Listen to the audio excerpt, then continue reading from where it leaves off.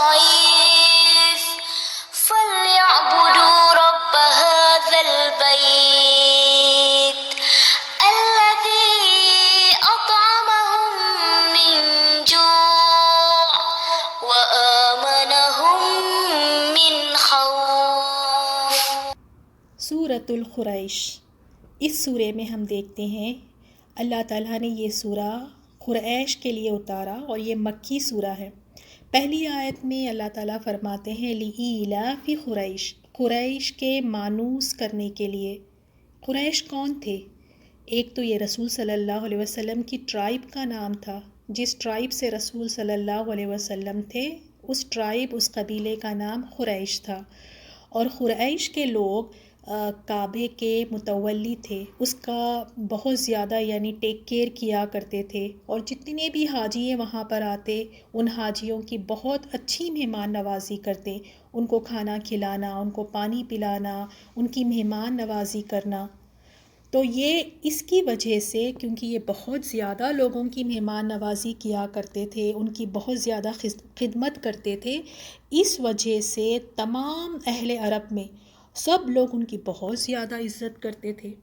تو اللہ تعالیٰ نے یہاں فرمایا قریش کے مانوس کرنے کے لیے۔ اور نیکسٹ آیت میں، آیت نمبر 2 میں ایلافہم رحلۃ الشتاء والصیف، یعنی انہیں جاڑے اور گرمی کے سفر سے مانوس کرنے کے لیے۔ یہاں پر اللہ تعالیٰ نے یہ نعمتیں، یہ فیورز، جو بلیسنگز اللہ تعالیٰ نے انہیں دی تھی اس کے بارے میں ذکر کیا۔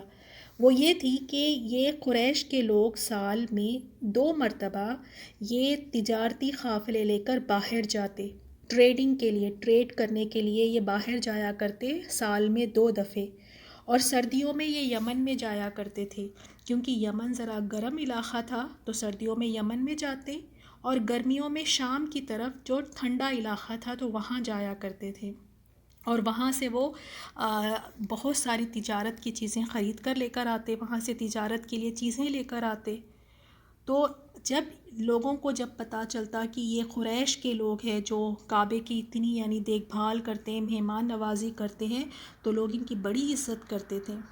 اللہ تعالیٰ نے اس سورے میں قریش کو بتلا رہے ہیں کہ تم جو گرمی میں اور سردی میں جو تم 2 سفر کرتے ہو، اتنی دور جاتے ہو، تو ہمارے اس احسان کی وجہ سے، یہ بھی اللہ تعالیٰ کا ایک بہت بڑا احسان تھا، کیونکہ اس وقت پر سفر کر کے جرنی میں اتنی دور جانا تو راستے میں بہت زیادہ رابرز ہوتے تھے، لوگوں کو لوٹ لیتے تھے، قتل کر دیتے تھے۔ لیکن اللہ تعالیٰ نے ان کے اوپر اتنا بڑا احسان کیا کہ قریش کے لوگ جب جاتے تجارت کے لیے، ٹریڈنگ کے لیے، تو اللہ تعالیٰ انہیں بہت ہی سیفلی لے کر جاتے اور وہ بڑے آرام سے واپس آ جاتے، یعنی بنا کوئی خطرے کے وہ واپس آ جاتے، تو امن کے ساتھ واپس آ جاتے۔ تو اللہ تعالیٰ نے یہی فرمایا کہ تم شتاء میں اور صیف میں تم جاتے ہو اور تم آرام سے جاتے ہو، تو اب تمہیں کیا کرنا چاہیے؟ فَلْيَعْبُدُوا رَبَّ هَٰذَا الْبَيْتِ، تو بس تمہیں چاہیے کہ اس گھر کے رب کی تم عبادت کرو، یعنی اللہ تعالیٰ کی عبادت کرو، کیونکہ وہ کس کی عبادت کیا کرتے تھے؟ بتوں کی۔ اور ان کو اللہ تعالیٰ نے فرمایا کہ سب کچھ تو تمہیں اللہ نے دیا ہے۔ اب آیت 4 میں بھی دیکھیں اللہ تعالیٰ نے فرمایا الذی اطعمہم من جوع وآمنہم من خوف، جس نے تمہیں بھوک میں کھانا دیا اور ڈر اور خوف میں امن و امان دیا۔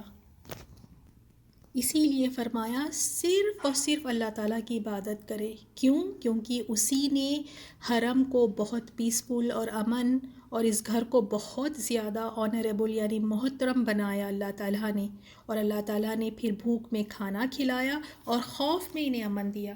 اگر اللہ تعالیٰ یہ احسان نہیں کرتا تو یہ اتنی ایزیلی ٹریڈنگ کے لیے اتنی دور جانا اور پھر واپس آ جانا، سیفلی واپس آنا، یہ اللہ تعالیٰ کے احسان کے بنا نہیں ہو سکتا تھا۔ تو اس سورے میں اللہ سبحانہ و تعالیٰ نے قریش کو وہ فیورز یاد دلائے اور ان سے کہا کہ تمہیں جو اتنی عزت ملی ہے نا، وہ اس گھر کی وجہ سے ملی ہے، تو اب تم اس گھر کے رب کی عبادت کرو، اس اللہ کی عبادت کرو۔ تو ہم دیکھتے ہیں ہمارے لیے کیا لیسنس ہے اس سورے میں۔